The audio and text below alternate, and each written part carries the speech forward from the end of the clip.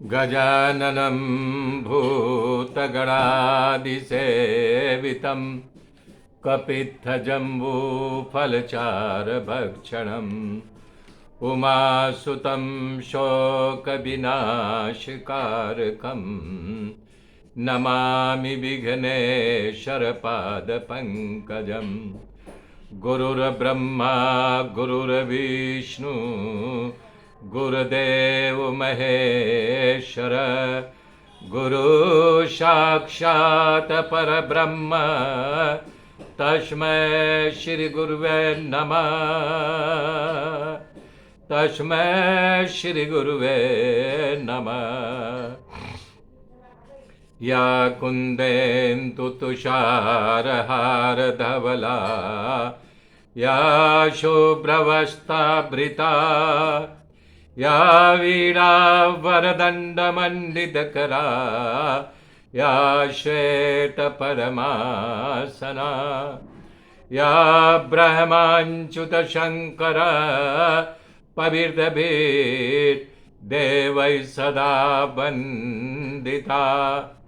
सा मां पातु सरस्वती भगवती निःशेषजाड्यापा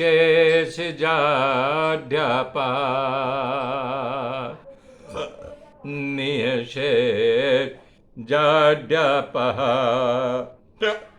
हरिः हरिः ओम्। श्रीमन्नारायण नारायण हरि हरि ओम। हे श्रीमन्नारायण श्रीमन्नारायण नारायण हरि हरि ओम। श्रीमन्नारायण श्रीमन्नारायण नारायण हरि हरि ओम। श्रीमन्नारायण नारायण हरि हरि ओम। श्रीमन्नारायण नारायण हरि हरि ओम। ओम नमो भगवते वासुदेवाय। मेरे मित्रों, कल मैंने बताया था, ब्रह्मा जी ने जब बताया कि देखो आपकी पुत्री देवती का वर इस समय जो धरती पर अंशावतार महाबलवान बलदेव जी लीला कर रहे हैं, इन्हीं नर रत्न को अपनी पुत्री दे दो। इस समय इनके ये पति यही है। तब जो है ककुबीर बलराम जी के पास आए और ब्रह्मा जी की बात उनसे बताई। तब बलराम जी को लगा कि भाई जब ब्रह्मा जी ही ने ऐसा कहा है, तब रेवती को अपनी पत्नी बना लिया। तो आगे की कथा सुखदेव जी कर रहे हैं कि मनु महाराज के 10 पुत्रों में एक पुत्र था, नभक नामक पुत्र था। उसके यहाँ नाभाग नामक पुत्र हुआ। नाभाग भगवान का परम भक्त था और तपस्या करने के लिए वन में चला गया था। बहुत वर्षों के बाद जो तपस्या करके जब लौटा, तो जो नभग राजा के और पुत्र थे, जब ये नभाग आ गया तो आपस में लड़ाई कर लिए सब पुत्रों ने। नभग राजा की जो संपत्ति थी बंटवारा कर लिए। तो ये जो तपस्या करके आया था नाभाग, तो बोला हमारी भी संपत्ति जो हमारे हक में है दे दो। तब सारे भाइयों ने कहा कि तुम्हारे हक में ये पिताजी हैं, तुम इन्हीं ले लो। तब बेचारा बड़ा धर्म संकट में पड़ा, अपने पिता के पास गया। नभग ने कहा कि बेटा तुम चिंता नहीं करो, वन में चले जाओ, वहाँ पर अंगिरस गोत्री ब्राह्मण यज्ञ कर रहे हैं। उनको 6वें दिन का यज्ञ का जो सूत्र है भूल जाएंगे, और तुम्हें मैं ये सूत्र याद करा दे रहा हूँ, ये तुम बताओगे तुम्हें धन देंगे वो। तब जो है नाभाग जो है अपने पिता की मान करके जंगल में गया। वाकई देखा तो वहाँ यज्ञ हो रहा था। वो शांति से बैठा रहा। 6वें दिन सही सही वो ब्राह्मण जो सूक्त था भूल गए। तब नाभाग ने बोला कि हमें ये सूत्र के बारे में पता, मैं बता रहा हूँ। बताया तो उन लोगों ने बहुत खुश हुए, यज्ञ को पूर्ण किया। तो जो धन बचा हुआ था वो नाभाग को दे करके सारे ब्राह्मण चले गए। जब वो धन को इकट्ठा कर रहे थे, तभी भगवान शंकर रुद्र रूप में भयानक रूप लेकर के वहाँ आ गए। डांटा, नाभाग को बुलाए, ये यज्ञ का बचा हुआ भाग मेरा होता है, तुम क्यों इसके छू रहे, क्यों हाथ लगा रहे हो, छोड़ दो। तो कहा हमारे पिताजी ने कहा है कि यज्ञ का बचा हुआ ब्राह्मण भी मुझे दे के गए। बोले जाओ अपने पिता से पूछ के आओ कि मैंने ऐसा ऐसा कहा है। तब नाभाग दौड़ करके अपने पिताजी के पास आता। नभक बोलते हैं, बेटा सही सही में यज्ञ का जो भाग बचता है वो भगवान शंकर का ही होता है, जाओ बता दो। नाभाग आया, फिर भगवान के चरणों में गिर गया, बोले महाराज आपने सही कहा था, हमारे पिताजी ने यही उत्तर दिया है, सब आपका भाग है। तब भगवान शंकर उसके ऊपर खुश हो गए। महादेव जी सनातन ब्रह्म तत्व का उपदेश दिया और यज्ञ का जो धन बचा था अपने हाथों से नाभाग को दिया। नाभाग खुश हो गया और नाभाग खुश हो गया, बोला कि मैं बहुत प्रसन्न, यानी कि हमको प्रसाद रूप में जो है मिला हुआ है। तो ये ले करके वो अपने पिता के पास आया। हे राजा परीक्षित, नाभाग राजा के यहाँ भगवान के परम भक्त अम्बरीश राजा का जन्म हुआ। ब्रह्म साप जो है कभी रुकता नहीं, पर अम्बरीश के द्वारा ब्रह्म साप का स्पर्श नहीं हुआ। वो सुनकर के राजा परीक्षित ने प्रश्न किया, हे भगवान आप मुझे परम ज्ञानी अम्बरीश के चरित्र के बारे में बताइए। अम्बरीश राजा को जो दंड मिला था वो कैसे नहीं स्पर्श किया, ये मैं सुनना चाहता हूँ। तो कह रहे हैं, सुखदेव जी ने कथा का विस्तार करते हुए कहा, अम्बरीश परमात्मा का प्रिय भक्त था, उसके पास 7 दीपों का राज्य था, फिर भी अनित्य संसार में आसक्त नहीं था। वो हमेशा वासुदेव के चरणों में आसक्त रहता था। भगवान की सेवा करना, पूजन करना, अर्चन करना, भगवान की मूर्तियों को, विग्रह को फूल माला आदि से संवारना करना, ये सब लगा रहता था। तो अम्बरीश का मन हर पल भगवान की सेवा में रहता था। तो राजा परम भक्त अम्बरीश को अपने सुदर्शन चक्र को आज्ञा दिया, ये सुदर्शन चक्र तुम जैसे हमारी रक्षा करते रहते हो ऐसे राजा जो है अम्बरीश की रक्षा करना। तो चक्र बोला ठीक है, मैं आपकी आज्ञा का पालन करूंगा।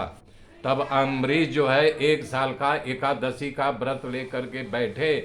1 साल के बाद तब वो जिन भोजन नहीं लिया, कार्तिक महीना का शुक्ल पक्ष की एकादशी आई थी, उसी दिन इस व्रत को पूरा करना था और द्वादशी के व्रत समाप्त न होने से पहले उन्हें पालना करना था। सारे ब्राह्मणों को बुला लिया। जैसे यज्ञ की आहुति हुई कि अब मैं पालना करूं, तभी वहां पर दुर्वासा ऋषि आ गए।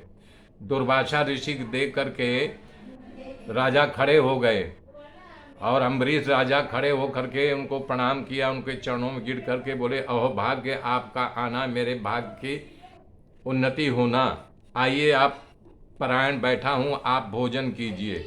दुर्वासा ऋषि ने कहा, अम्बरीश अभी मैं स्नान आदि नहीं किया हूँ, मैं स्नान आदि करके आ रहा हूँ।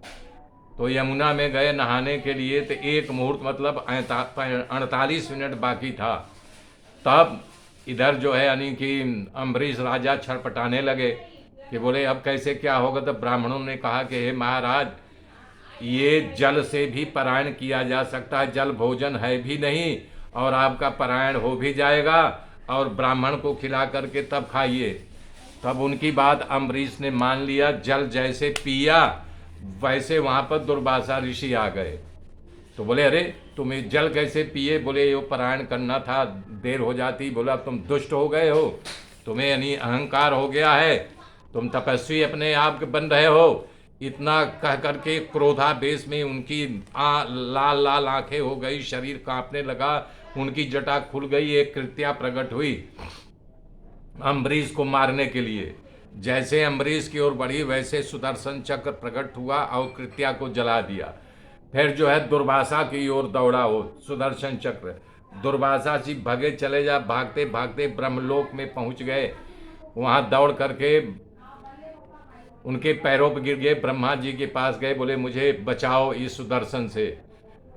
तो बताया कि ये शंकर भगवान 10 भृगु मुनियों आदि भी मतलब कि और इसकी रक्षा तुम्हारी नहीं कर सकते, तो भला बताओ मैं कैसे रक्षा कर सकता हूँ।